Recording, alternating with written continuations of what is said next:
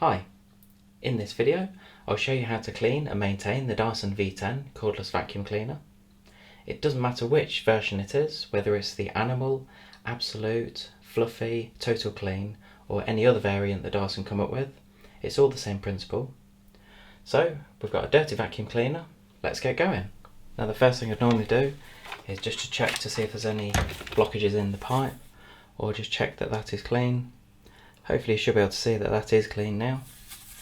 So we very rarely get any blockages in the pipe. What I'll do is I'll put this to one side, just keep it out of the way.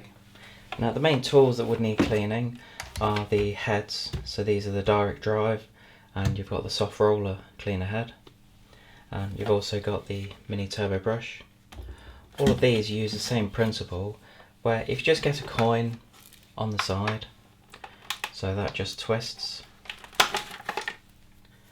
And as you can see, what I recommend is put some paper down. So that just twists and that comes out. So really, to clean these, first of all have a look to see if you've got any hairs on here. What you might find is if you have got animals, or if you've got ladies or even gentlemen in the house with long hair, then you can get quite a lot of hair that wraps around here. What you can do is you can get a knife or scissors just to cut around it if you've got a lot of hair. That can really help. So what I'll do is I'll get a brush and then just brush around this.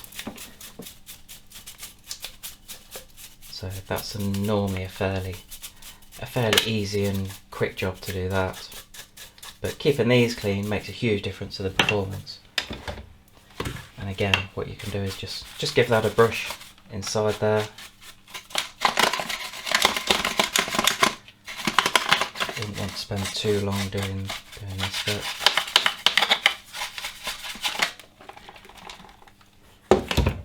Let's brush some of it back onto it.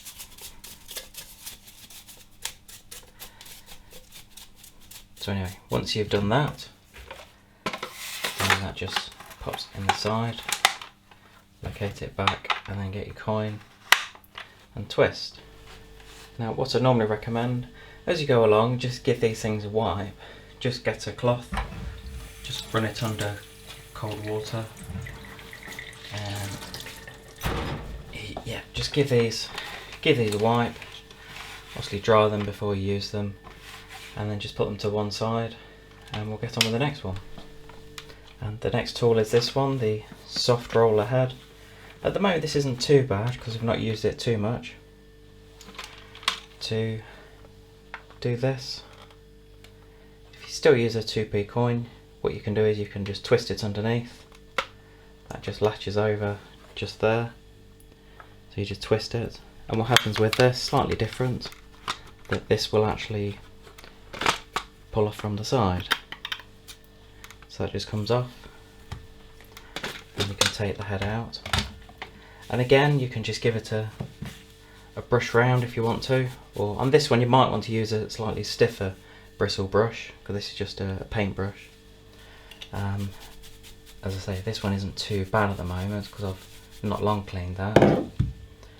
And in here, this just round here is where a lot of the dirt can accumulate. So just give that a wipe out inside.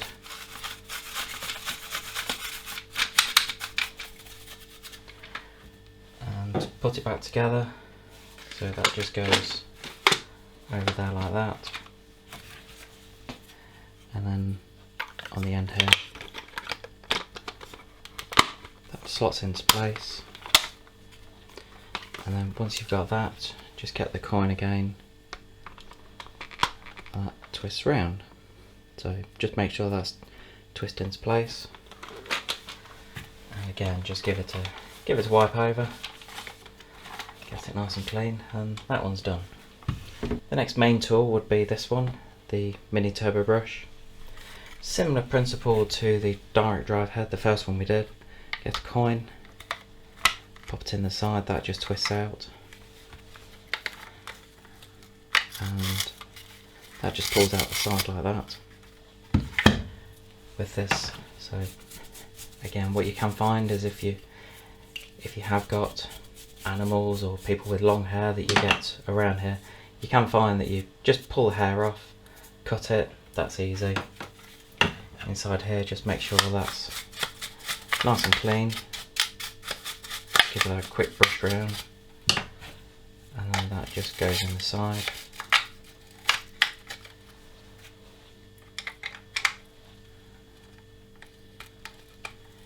So just locate that back onto there.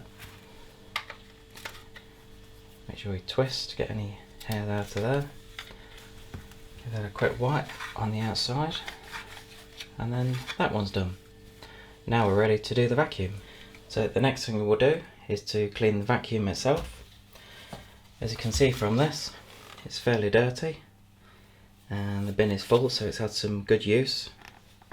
And what we want to do, first of all, let's just get the bin empty, and then we can start the cleaning process. So here's a bin I found earlier. So as you should know, on this vacuum you've got the red switch here, and all you do is you push it down, and then the bottom of the bin will open.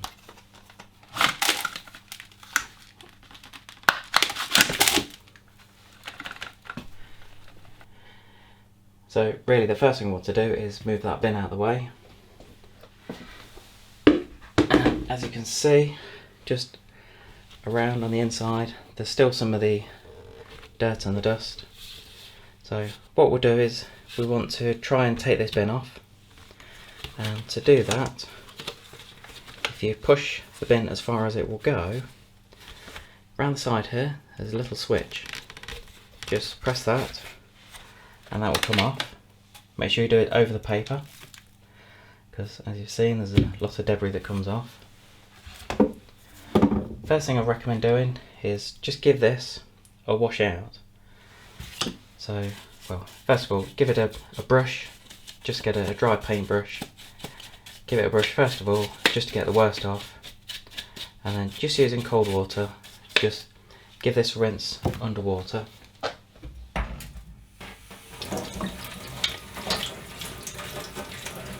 And what you want to do as you're cleaning it, just make sure all of these rubber seals are completely clean,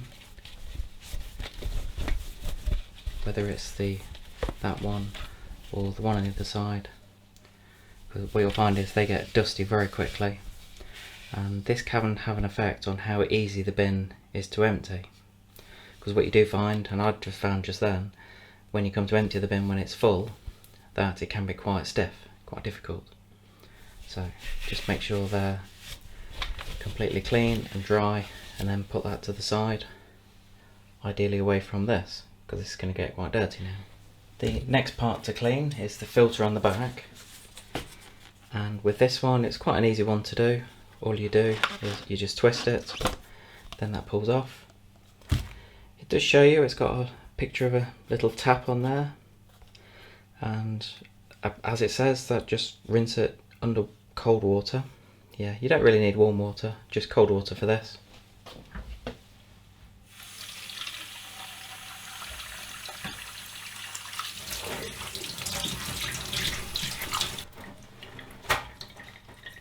And as I've just done, it does recommend to do it that way round, so you actually put the water in there, and what you need to do is you have to let that dry completely.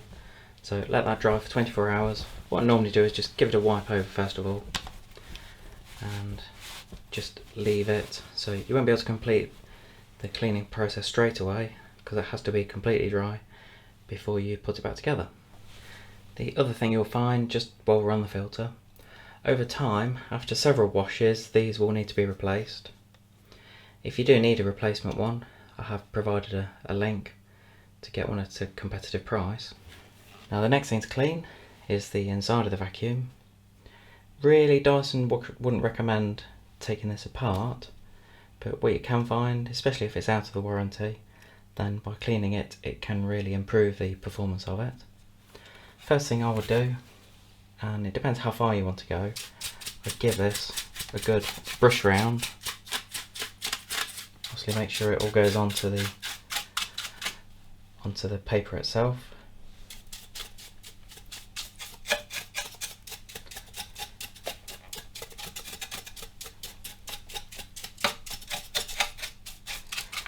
And then once we've done that, quickly, I want to have a look on the inside here.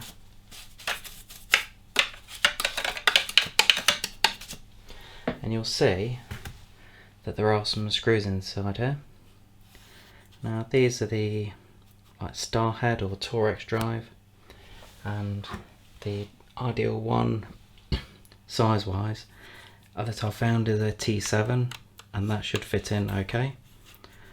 What you can find is if it's very dirty, you might just need to get a little knife or something just to try and remove the dirt from where the screw is.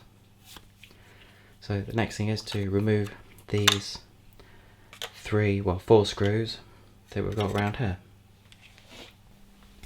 So once you've got the 4 screws out, just put those to one side, and as we take this off, you do need to be careful, because what you'll find is there is a cable linking the 2 bits together.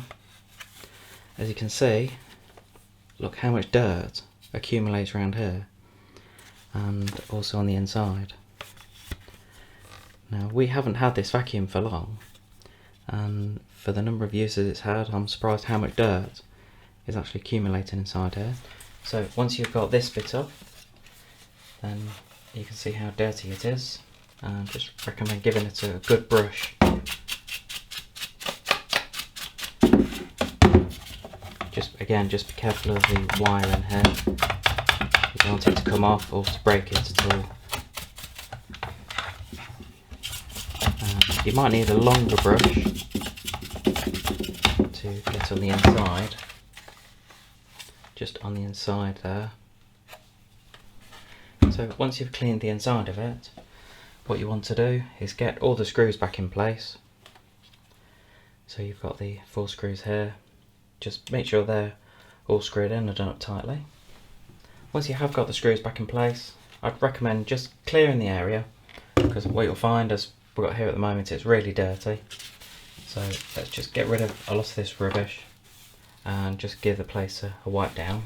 And then what I'd normally do is to, again, just get your damp cloth, wipe it around the outside here, because you will find that, again, by keeping the seals nice and clean, that can make a difference with the performance of it.